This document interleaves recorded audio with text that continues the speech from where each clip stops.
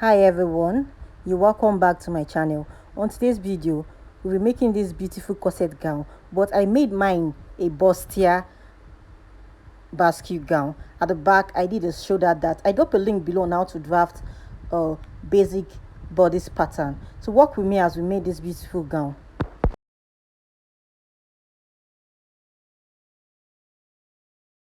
The first thing I did, I came down by 1 inches. This is my shoulder line.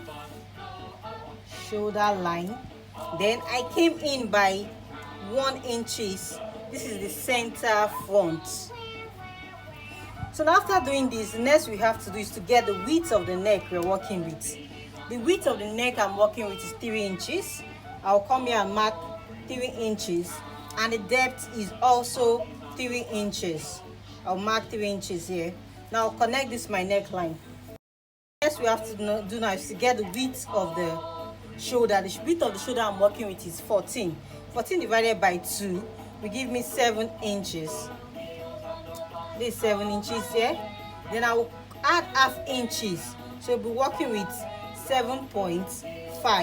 7.5 now. I'll come down by 1 inches for the shoulder slope and connect to the width of my neckline. To get your chest line, you divide your bust by 6 plus 1.5. After doing that, I have 7.5, but I want my armhole not to be too wide. I'll be making use of 7 inches. So this is my armhole, 7 inches. Next we have to do is to get the bust point. The bust point I'm working with from shoulder to bust point is 10 inches. From shoulder to under bust is 13 inches, and from shoulder to waist is 16 inches. Then shoulder to the upper hip, which is 20 inches. You come down from your waist by 4 inches, give you 20 inches. Now connect these lines together. Now the next we have to do is to drop the shoulder measurement on the chest line, which is 7.5 inches, and I will mark here. Now connect this with a straight line. So after getting this, now the next I have to do is to divide my shoulder by 2, which will give me 3.5, and I'll come in by 0.75. For the front armhole, I came in by 0.75. Now the next I have to do is to use a straight line to connect like this. The next we have to do now is to get the bust span. Bust span I'm working with, also known as the nipple to nipple, is 3.5. On the bust point line, I'll mark 3.5. On the under bust, 3.5. I'll do the same thing also on the upper hip. Don't forget to label your pattern. This is my chest line, the bust line, under bust, waist, and the upper hip. Now the next we have to do now is to open the darts. I'll open my dart on the waist by half inches.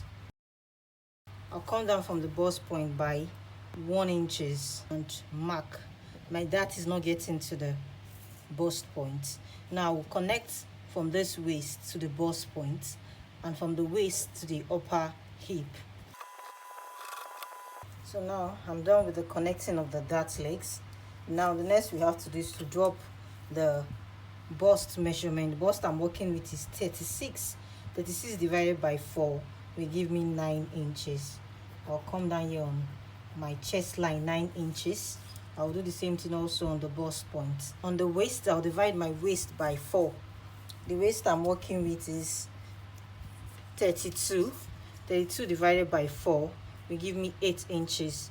So now I'll put down my waist here, which is 8 inches. Then you know the dart intake we take is 1 inches. I'll add my 1 inches back for the dart intake. Now it's 9 inches. So now I'll connect from the chest line to the waist. So after doing that, now the next we have to do is to get the difference between my front and back, which is 2 inches. I'll come down on the bust point by 2 inches and mark. So now connect this to my nipple to nipple points. We are done with that. The next we have to do now is to tighten this under bust. To do that, I will divide my under bust. The under bust I'm working with is 29. 29 divided by 4 will give me 7.25. Then I will check what I have here. 7.25. So now just put my under bust measurement here, which is 7.5, and mark. Then I check what I have left. I have 1.5. This line here, I'll put down my half inches here. Remaining 1 inches, we're going to this other dart leg here. So now connect this to my bust point like this. You can see the way I place my curve. You place your curve this way. So now the next I have to do, now this mark we have here, I will join it to my dart leg here like this. Okay, and I'll do the same thing also to stop at my waist. What you have to do now is to get the neckline, which is the illusion of Queen Anne. First I have to do, I will mark a straight line from my neck width here, which is 3 inches, to meet this nipple to nipple point we have here. You can see now, after doing this, the next we have to do is to come up from my chest line. You see I came up from the chest line by 1.5 inches. Then on the shoulder line here, I'll come in by 2 inches. I'll connect from my neckline like this, the 3 inches width like this. We have to get that curve at the front. The first we do, you use your French curve like this. You can see the way I place my French curve like this. So now this is it. Then because the top nail is not that sharp V, it's like a C at the front. Before I continue, I'll come down from this depth of my neckline. I'll come down from the depth of my neckline, and I'll come down by 5 inches. That's my chest line here. So I'm making use of my chest line. Now I'll place my curve like this. You can see it. This is the neck line. So to avoid gaping on your neckline, that's why I rule this straight line to meet my nipple to nipple points. On this straight line here, I will come out by 1 inches and mark. This 1 inches mark I came here, I'll connect it to my nipple to nipple point here. Next we have to do, we divide this 1 inches we have by 2, which is half inches here.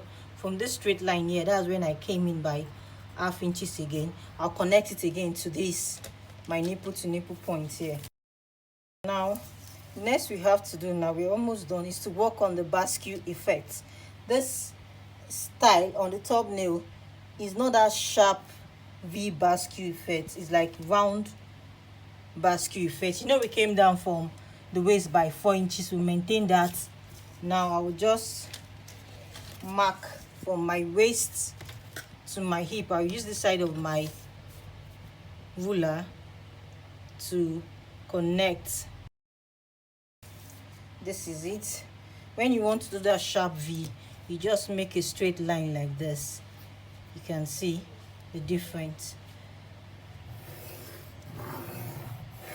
This is the sharp Basque, while this one is the round one. You can see how it is.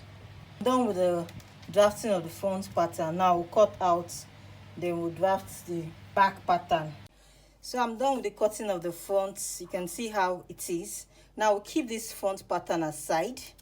We'll be working on the back. I have my chest line here, which is 7 inches, and the next I have is my shoulder to waist, which is 14 inches for the back pattern.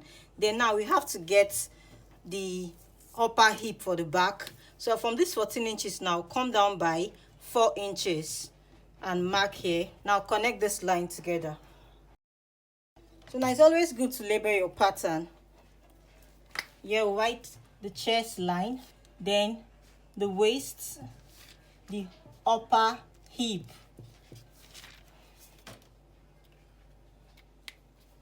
So now bring down my shoulder measurement on my chest line. The shoulder I'm working with is 14. 14 divided by 2 will give me 7 inches. Then I'll add half inches to my shoulder line for seam allowance. So now connect this line together. So now the next we have to do for the back pattern is to divide the shoulder by 2. 7 divided by 2 will give me 3.5. So now mark my 3.5 here, and I'll come in by half inches for the back, for the shaping for the back. And now connect with a straight line from this 1 inch I came down to this half inches like this. Then I'll use my French curve to finish up. Now I have to get the neck width. For my neck width, I made use of 3 inches. For the neck depth, okay, I'll come down by 1 inches for my back neck depth and connect. After connecting the neckline, the next we have to do now is to get the darts. So for the darts, I will mark 4 inches for my darts, 4 inches here, and I will come on the chest line also and mark 4 inches. Now connect with a straight line. So now I'll open my darts with half inches on this leg, half inches. Come here also and mark half inches. So now I'll come down for my chest line by 1 inches and mark. Then I'll connect this line to this and this line to my waist. The next we have to do is to remove the back bulge. I'll come in by half inches for the back bulge, and I'll come here on my neck depth. I'll come down by 3 inches. You can see, come down by 3 inches and mark. Now I'll connect from this half inches I came in on my waistline and connect it to this 3 inches mark here like this. Then now connect down. Now we have to drop the bust measurement. The bust I'm working with is 36. 36 divided by 4 will give me 9 inches. I will drop my 9 inches after this line here. You can see that's where I drop my 9 inches mark. Then on the waistline, I will come and drop my waist. The waist I'm working with is 32. 32 divided by 4 will give me 8. The 8 inches is after this your half inches for the back bulge. That's where you drop your 8 inches. 8 inches here. And I will come in by 1 inches for the dart intake. 1 inches for my dart intake and mark. So now mark with a straight line like this. Now we're almost done with the back. The next we have to do now is to connect from this waistline to upper hip like this. So after getting the basket effect, the next I did is to mark my new zipper allowance. You can see it. I came in by 1 inches and mark out the new zipper allowance. Now I'll cut this out and cut on my fabric. I'm done with the cutting. I decided to use the shoulder darts for the back of this my gown. I did shoulder darts. I have a video below on how to draft a perfect shoulder dart. Then I added half inches for joining back at the sides of my half length. I added 2 inches on the back for seam allowance. Then I did the same thing also for the front. At the side here, I added 2 inches. At this side, I was and join it back. I added half inches. This is my center front. I'm done with this video. I'll be dropping, you can see how it is. I'll be dropping the sewing video soon. Thank you guys for watching to the end. See you on my next video. God bless you.